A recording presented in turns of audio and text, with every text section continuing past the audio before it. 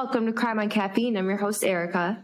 And I'm your host, Allison. Thank you so much for tuning into another episode. Today, we be sipping on Chicago French press again. So if you guys remember, a while back, Erica and I got the Snickerdoodle. And this time, since she did like it so much and they have some fall flavors out, we decided to get their little like Wonderland bundle. Or isn't it called like Coffee Cozy bundle? Yeah. I don't know. So cute though.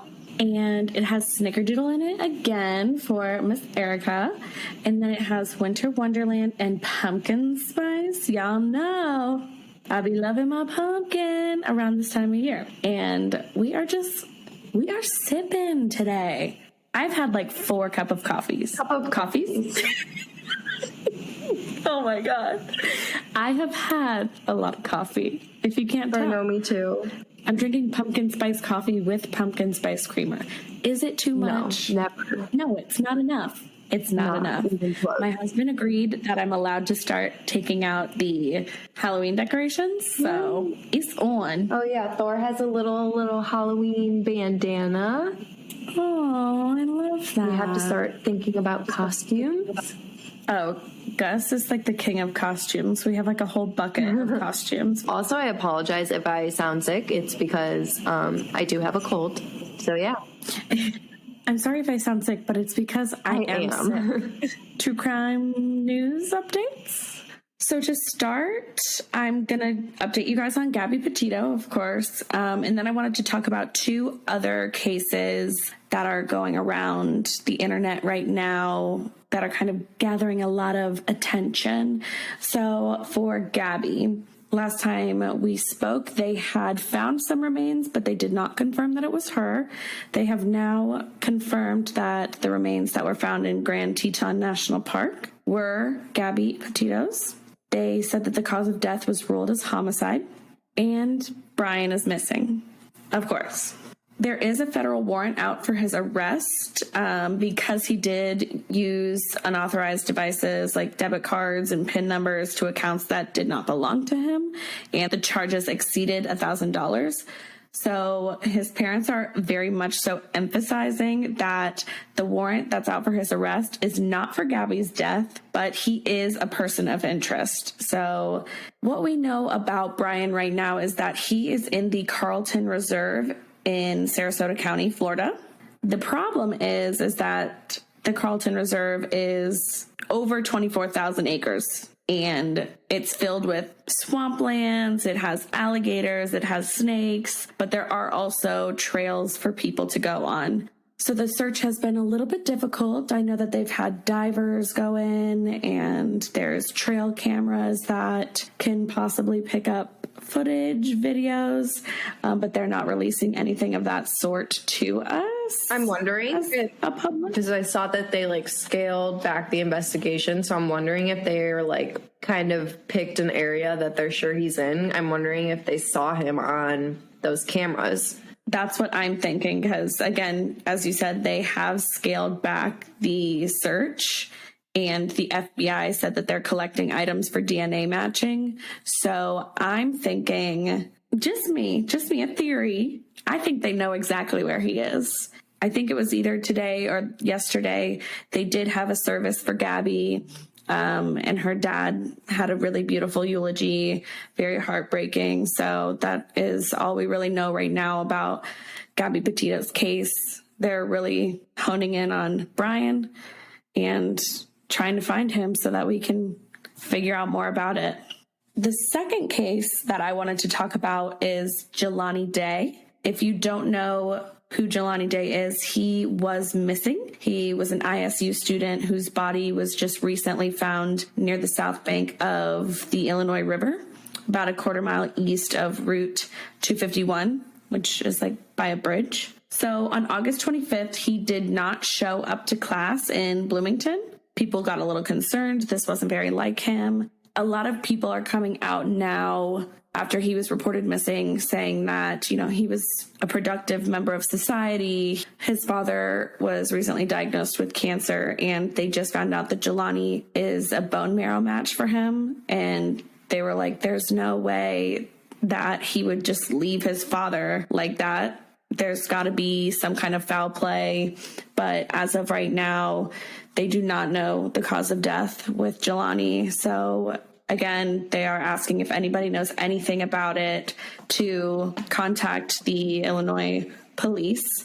And then last is, I just heard about it like a day or two ago. Maybe even today was my first time hearing about it, but very close to home in Florida. 19-year-old Maya Marcano, sorry if I say that wrong, who is a sophomore at Valencia College, which is kind of near UCF. She was last seen Friday at her home in Arden Villas apartment complex, and that's about a mile from UCF. The person of interest in the case was actually found dead, committed suicide. So we still do not know where her body is. She's still considered missing. Yeah, so he was a maintenance man that worked on her apartment in June, and he expressed a romantic interest in her, which she denied repeatedly. That is so scary, though, too. Think about it. She is a college girl in her apartment, and this maintenance man who has a key to every apartment is expressing interest in her, and she doesn't want it. Like, he could easily. Well, and that's the thing, is that he used the master key to enter her apartment 30 minutes before the end of her work shift. That's terrifying. I'm sorry.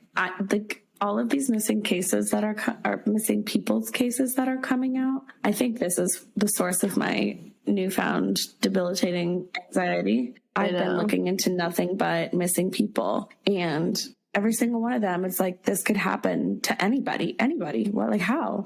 If anybody has any information about Gabby, about Jelani, about Maya, about any of the missing people, you can find literally every single missing person on the internet. But those are just 3 that have come to light recently.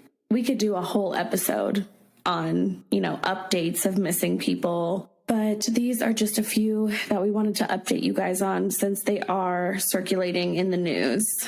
Yeah, and we'll keep updating you guys on cold cases, missing people cases, things that are going on currently on our Instagram if you want to follow us at Crime on Caffeine. And if you know of any missing persons cases that are happening right now and you want to talk about them, or like post them on our stories to get the word out there, send it to us, DM it to us, email us, we're whatever. willing to do anything to help, you know. So without further ado, so I'm going to talk about a couple different cases that kind of reminded me of each other. 2 just tragic stories, tragic deaths that the cases weren't exactly handled the best, and it left the families with a lot of questions. Police say they were accidents, but the families weren't convinced. So Kenneka Jenkins was born in Chicago, Illinois on May 27, 1998 to Teresa Martin. On September 8th, 2017, 19-year-old Kenneka told her mom that she was going to go bowling and to a movie with her friends. They were going to go out to celebrate. She just got a new job at a nursing home. So at around 11:30, she left their home on the west side of Chicago in her mom's vehicle. And about 1:15, she arrived at the Crown Plaza Chicago O'Hare Hotel in Rosemont, Illinois. She was actually going to a hotel party on the 9th floor with 3 of her friends. She lied to her mom, obviously. We've all been there. we have. At 1:30, she spoke on the phone with her sister, and this was the last that her family had ever heard from her. I hate that. Mm-hmm. I feel like every case there's like that moment where it's like, and that's the last time that ever happened. And you're like, oh no. So there were several videos from the party on Facebook and Snapchat. You can find these on YouTube wherever. They got millions and millions of views. There's just like a million different videos. But the videos made it very apparent that not all of the girls were having a very good time. One went live on Facebook just a few minutes after Kenneka spoke with her sister. And in the video, you can see a girl with sunglasses who was talking to the camera. And in the reflection of her sunglasses, you can see Kenneka sitting across the room. So there were other videos of people just dancing, partying, drinking, whatever, all in this hotel room. And she was reportedly drinking, but she wasn't seen smoking or like taking any sort of drug voluntarily or anything like that. One of the videos uploaded proves that she was still alive after that video that I just mentioned was live. And the last time she was on video, she was in the room holding a cup. Around 3 a.m., the girls decided to go home, and Kenneka realized that she left all of her things in the room, her keys, her phone. Her friends went back to the room to go get her things, and when they went back to go meet up with her again, she was gone. Which this is so weird to me because, like, okay, if her friends wanted to go get her stuff for her, that's very nice of them. But I just feel like you wouldn't stay behind alone. Like, you would go with them at that point, or like someone would stay with you. You would just go get your things yourself and someone would come with you. I don't really understand that. Some sources say that like they turned back in the hallway where the room was, and some say that they like left her in the lobby. Either way, they came back and she was gone. Kenneka's mom said that the girls' accounts for what happened exactly just kept changing. So at 3:20 that following morning, technically, but like still that night, she's seen on hotel video footage stumbling near the front desk. And she appeared to be super intoxicated. She was running into walls and stuff, couldn't stand up straight. And the police didn't show the family this footage until 10 p.m. Like, the stuff with the footage is super sketchy. So the footage shows her exiting an elevator on the lower level, and she was headed towards the kitchen on the first floor. Going through the main area of the kitchen, there's a set of stairs that leads up to like a second area, and this area was unused. The whole kitchen was under renovation. Like, none of it was being used at the time. But the freezer was still on, and it was running at about 10 degrees. It was capable of getting as cold as 8 degrees. So like in the back of this area was a walk-in cooler with the freezer inside. There were no other doors, entrances, exits, anywhere. You could only get in from that little entrance. So at 4 a.m., Kenneka's friends called her mom to say that Kenneka was lost. They had her phone, they were in her car, and they asked her if she might have come home without them. And she was like, no. So they went to go pick her up and drive back to the hotel. And she felt like they were hiding something. She assumed that they were drinking and possibly high. And her friends told Teresa that Kenneka only had one drink. But she said that Kenneka could not handle alcohol well at all. And even just having one drink would have left her like super fucked up. Goodness. So they were back about an hour later, and the hotel staff told Teresa that if she wanted to see the surveillance tapes, she had to first file a police report. And so the police told her that the friends were probably just drunk and that Kenneka was more than likely just passed out in a hotel room, and to wait a few hours for her to show up before filing. Oh, come on. Yep. Well, I hate that. Me too. So later that morning, around like 6 or 7 a.m., she calls Rosemont Public Safety to report her, and Kenneka's sister files the missing persons report, and she's entered into the database of missing people around 12:46 p.m. So the search for Kenneka began at 1:15 p.m. These sketchy-ass hotel staff, they claim that they looked at the security footage in full and they didn't see a single thing. This footage of her at 3:20 a.m., they said, oh, we didn't see anything. So police... How? I wish I knew. Police searched the hotel, everywhere, like around the hotel and the outside. They found absolutely nothing. And Teresa said that she thinks they didn't even end up really looking for stuff until like 3 or 4 p.m. that afternoon. And at this point, her family was so desperate. They just started to go around the hotel and like knock on people's doors, asking if they'd seen anything, just kind of asking around because they couldn't get any answers from the police. Like, nobody was really helping. And guests started to call the cops to complain. So Teresa went back a third time to try and convince them to look at these tapes because they weren't going to look at them because the hotel staff was like, yeah, there's nothing on them. So she had to go a third time to ask them to look at them. And they finally listened. And then they didn't tell them until 10 p.m. that she was spotted on the cameras. Oh my God. Yeah. So around 12 a.m. the following morning, they find her body in the walk-in freezer in the cooler of that kitchen that I was talking about. At this point, she'd been missing for almost 24 hours, and the video on the surveillance footage shows her going to the room with the cooler in it, like I'd mentioned, but it doesn't show her walking into the freezer or anything. That's all you can see. So the medical examiner arrived at 3 a.m., and Teresa wasn't able to see her daughter's body until 5 a.m., She said it had already been removed from the freezer, which was now defrosted, and she was found lying on the floor of the freezer. Her hair was a mess. One of her shoes was off. She was in ripped jeans, a cropped jean jacket, and a white bra. And police suspected no foul play. At all? At all. Okay. Yeah, right away. So the first autopsy came back inconclusive. So she had scratches and wounds on her foot and ankle, like of the foot that she didn't have the shoe on. There were no signs of a struggle or a fight. She had a BAC of 0.112. She also had a prescription drug in her system that her mother said wasn't prescribed to her. It was topiramate, which is a drug that's used for epilepsy, migraines, and to lose weight and control muscle spasms. We don't know if someone like put that in her drink or if it was like she was taking it to lose weight, or maybe she had a headache and someone was like, oh, I have this. You know, we have no idea. Yeah. So on October 6th, it was officially confirmed that the death was an accident caused by hypothermia. The prescription drug and the alcohol in her system enhanced each other's effects, which sped up the onset of the hypothermia. That was obviously caused by the freezer. So the freezer and the cooler both had handles that required pulling to open. The light inside the freezer was not on when she was found. Police came to the conclusion that she opened the door and locked herself in on her own.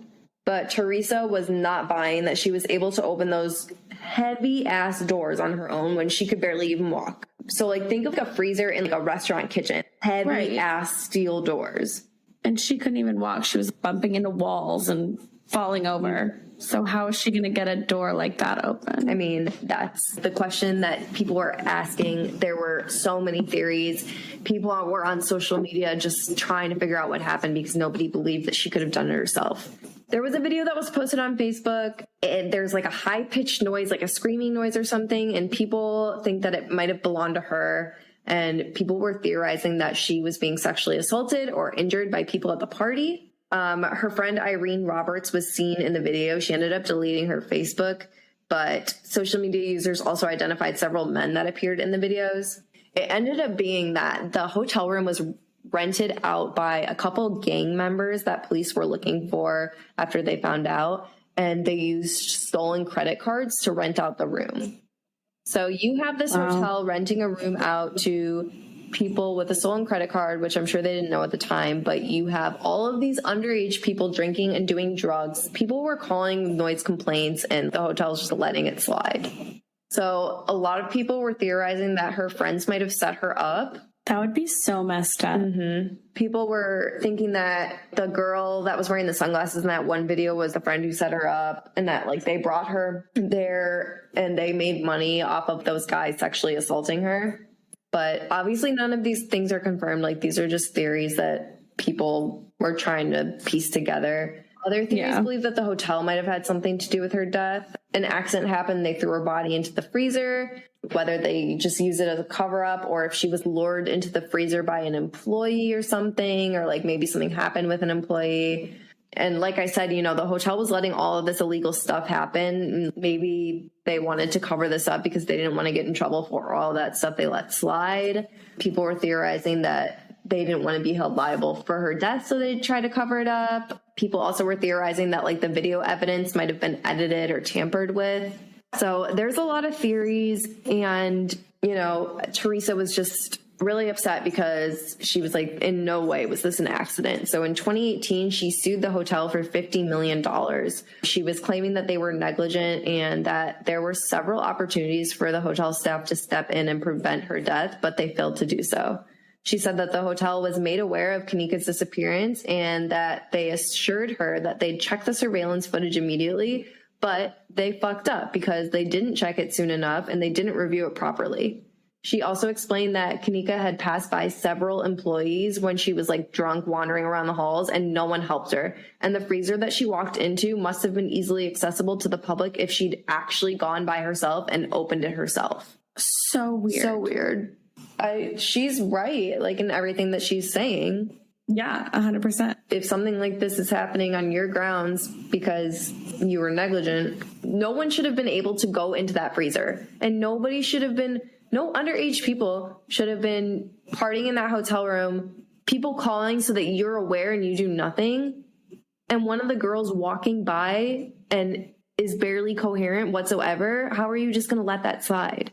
Yeah, how did she get into an employee-only area and get into a freezer? I still can't figure that out. And it's like that she had to walk to get into that second area of the kitchen. You have to like walk upstairs and then go in there and then open the freezer. Like, that's so much. When I'm drunk, I'm least effort exerted possible. You ain't gonna catch me walking across the hotel to go into an employee-only area and then going upstairs and using all my might to open a damn freezer. No, especially when she was on whatever drug too. Yeah, let's talk about that drug also. Clearly something is up there. Whether it had to do with her death or not, something happened at that party and someone knows. Somebody knows. But whether you believe that this death was foul play or an accident, at the end of the day, it could have been avoided for so many different reasons, and the investigation could have gone a lot better. No one was taking Teresa seriously. Like, the fact that she had to go 3 times and tell them to look at the freaking surveillance footage, that's insane. That's the first thing that you should even be doing. Even if you don't think there's anything on it, look anyway. You should be treating this. It's like they were treating it as if it was an accident to begin with, which you shouldn't be doing. You should be treating it as if it's like a missing person or a homicide right from the start.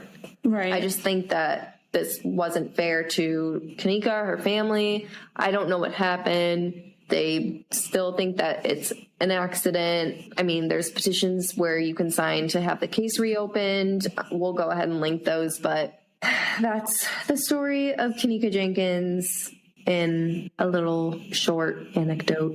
Well, I hated that. I know. So now I want to move over to talk about another heavily questioned case, which is the case of Georgia woman Tamla Horsford. So on November 3rd, 2018, 40-year-old mother of 5, Tamla arrived at a sleepover party at 8:30 p.m. in Cumming, Georgia. The party was for a birthday of a friend, Jean Myers. The women invited were friends because their sons played football together, and it was a sleepover so that nobody had to drink and drive. She showed up with a bottle of tequila ready to go. It was supposed to be just women, but Jean's boyfriend, Jose Barrera, and another woman's husband, Tom Smith, stayed, and like they just hung out together. So the 2 men were downstairs watching football, and then the women were upstairs in the living room watching football, drinking, socializing, whatever. And so Tamla was the only smoker at the party, and so she was regularly going outside in the back to like the balcony or like the deck area to smoke. Now, at one point she smoked weed, but Jean asked her to stop because Jose was a pretrial officer, so he was like, he didn't fuck with that, obviously. Yeah. So eventually the men joined the party and everybody was playing Cards Against Humanity together. Though she was found to have a very significant BAC, she didn't appear to be drunk to anyone. Apparently she could handle her alcohol really well, so she could drink a lot and just be like totally normal. She was a tank. It would take so much for her to be acting drunk. But according to reports, she was still awake after Jean and her boyfriend went to bed at 1:30 a.m. The last person to see her was a woman named Bridget Fuller, who was picked up by her husband at 1:47 a.m. So when she was leaving, Tamla had been eating and she planned to go smoke one more time before she went to bed. And in the next 10 minutes, the security cameras at the house picked up the back door opening, closing, and then opening again at 1:57 a.m. So the next morning, Madeline Lombardi, who's Jean's aunt who lived with them, she found Tamla's body face down in the grass in the backyard at 8:45 a.m.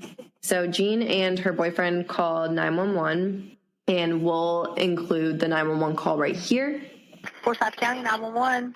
Hi, yes. I need an ambulance and a police to my home. What's the address? 4450 Woodlet Court. 4450 Woodlake? Woodlet. Woodlet, okay. All right, 4450 Woodlet Court. What is your name? My name is Jean Myers, Jeanne. Okay, and your phone number is 609? Yes. Okay, what's going on? We had people over last night. We were drinking. Most of us went to bed. One of them stayed on the balcony. She was drinking, and we just went outside, and she's laying face down in the backyard. It looks like I'm guessing maybe she fell off the balcony, but she's stiff. Okay, is she breathing? I don't know if she's face down. Okay, how old is she? at 41. Here, hold on. Hey, this is Jose Barrera. Hey, have y'all checked to see if she's breathing? She's not moving one bit. She's not breathing. Okay. I just try to assess her, touch her completely face down in the yard. She is stiff. Okay. She was pronounced dead at the scene, and her death was immediately ruled an accident before the autopsy was even released. The case was open for about 4 months until about 2 weeks after the ME provided a final analysis, which was in February of 2019. So the toxicology report showed THC in her system and a BAC of 0.238, which is about 3 times the legal limit. Everybody that was there contested that she seemed totally normal. She was not coming off as being drunk or anything like that. Wow. So I just want to talk about the history of Forsyth County, which is where Cumming, Georgia is. So Black people make up about 3% of the entire county. And there is Rolling Stone put it as a history of animosity towards Black people. So this is pretty crazy. I remember reading about it when I was telling you about Lake Lanier and all this stuff about it. Oh, yeah. So in 1912, the entire Black population of Forsyth County, which was about roughly 1,100 people, they were all driven out of the town. White mobs were burning down Black churches, homes, and Black-owned businesses in response to the alleged rape of a white woman by a Black man and the rape and beating of a white woman who succumbed to her injuries. So these weren't proven or anything. She alleged that this happened. So they had a suspect who there was no trial for him or anything, but they lynched him. And then 2 teenagers had a trial and they were hanged. So for decades, the county remained totally white until about 1990, there were 14 Black residents. Yeah. Wow. So that's just a little background that I wanted to include because it's often included with this case. But okay. The autopsy showed blunt force trauma to her head, neck, torso, and extremities. She had cuts on her face, 4 types of hemorrhages in the skull and brain, a dislocated wrist, cuts on her arms and legs. She also suffered a broken neck and a laceration of the right ventricle of the heart. Some people theorize that the cuts on her hands and arms were defensive wounds and that there may have been an altercation before going over the balcony. In fact, the initial incident report believed that she'd fallen in the yard and not from the balcony because the landscape edging matched the scrapes on her body. Goodness. So if you thought that Kenneka's investigation was a little weird, this investigation was botched from the start. Oh, great. The crime scene was never secured, ever. It was never secured. And Jean's boyfriend, Jose, who was the pre-trial officer, so he knows what you are supposed to do in a crime scene. He knows what he's doing or what you should do. And he confirmed that he touched the body. And he also found and moved the cigarette and the lighter that belonged to her, so the evidence that they would have used. But because the death was ruled an accident, there was no fingerprinting done or no evidence was ever tested. And during the autopsy, there was no sexual assault kit performed, no fingernail clippings collected. The tequila bottle wasn't even tested to see if there was anything else in the bottle, just because from the start they were like, oh, this is an accident. And like I said before, you should not just go into this treating the entire thing as an accident when you don't know. You should be treating it from the start like it's a homicide. I'm just baffled how, and not even just these cases, I feel like this happens a lot, where there's got to be a strict protocol people are supposed to follow, and they just don't. I know. Why don't people do it? I wish I could tell you. I wish I could tell you. But something pretty crazy was that Jose Barrera, Jean's boyfriend, the pretrial officer, he was terminated after it had been discovered that he'd been illegally accessing the incident report, the police report, multiple times. And he was searching Jean's name in the RMS database. Why did he keep going and trying to pull up the report? Why was he trying to look at it? Why was he trying to search her name to see if anything came up? Your guess is as good as mine. Sketch. So in June of 2020, the attorney for Tamla's family claimed that his team strongly believed that there was possibility of homicide after investigating on their own. One of the most important things that they noted was the lack of crime scene or autopsy photos, which is literally unheard of in investigations. They didn't take any photos. Like, I'm even sorry, before they but- were like, it's an accident. Why did you not take photos? It's still a crime scene. That, I mean, I don't understand. Neither do I. So later that month, the case was reopened and it was going to be investigated by the GBI. But in July of this year, they ended the investigation, stating once again that no foul play was involved. These are just a couple cases that are just endless topics of discussion online and just people debating whether or not they're accidents or if something really happened and people are covering it up, or maybe it wasn't investigated thoroughly enough. Kendrick Johnson was another example of this. He's the boy that was found in the rolled up gym mat. The thing about all of these cases is that they do all involve Black victims. And according to the CDC, one of the leading causes of death for non-Hispanic Black women under the age of 34 is homicide. Black women experience the highest rate of homicides in the U.S. at an average of 4.4 per 100,000 women, and nearly half are killed by a partner.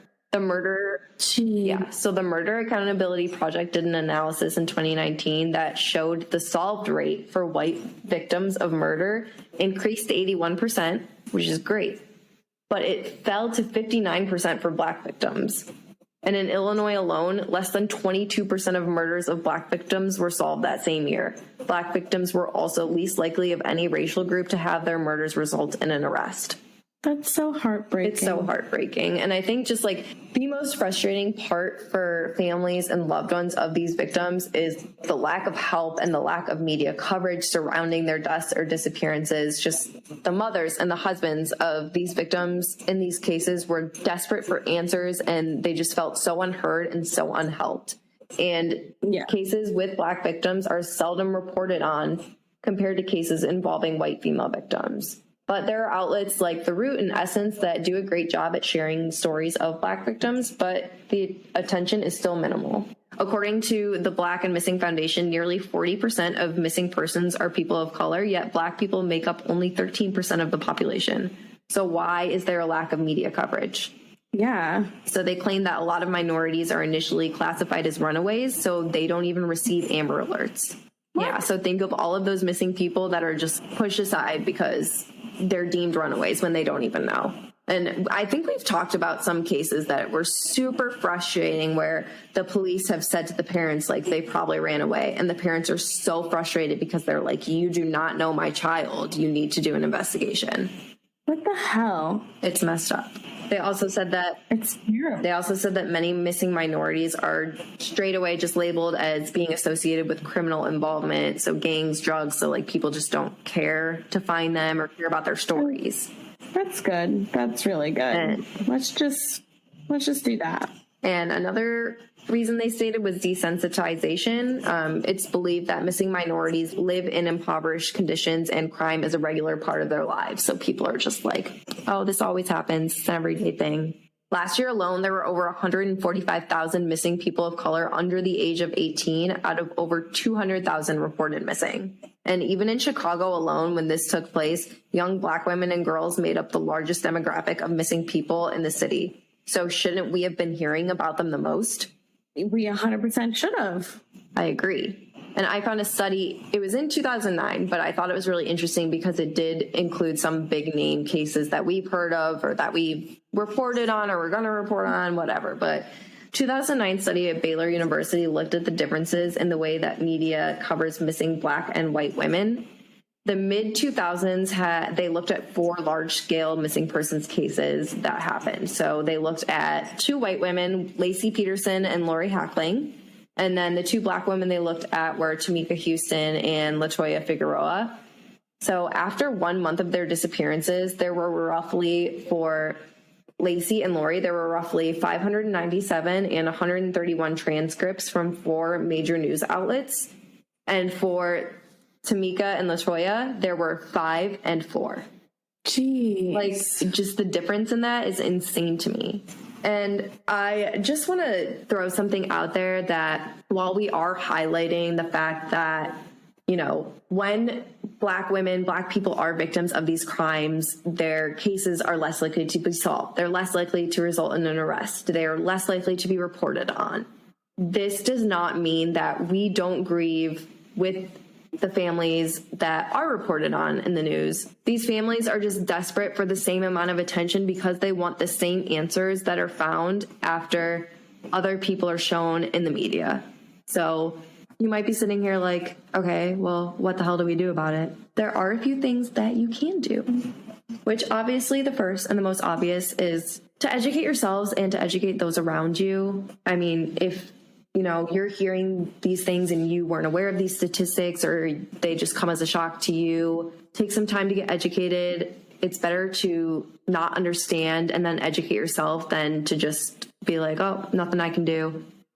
Social media has played such an important role in helping find missing people. Everything that's been happening. It is so crazy. Everything that's been happening with Gabby Petito, like that case took off. And if we could just take that energy and exert it into these other cases of missing people, we would be able to make such a big difference.